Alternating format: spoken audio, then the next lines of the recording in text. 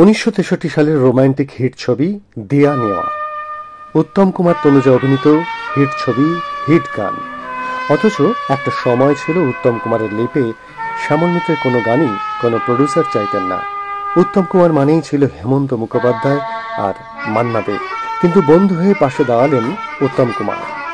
শ্যামল মিত্র নিজেই প্রডিউস করলেন, নিজেই সুর দিলেন, নিজেই গাইলেন সব কটি গান, এবং সব কটি গানই সুপার হিট। সেই ছবির একটি হিট গান গেয়ে শোনাবেন শিল্পী বিক্রমজিৎ মুখার্জি। আমি চেয়ে চেয়ে দেখি সারাদিন।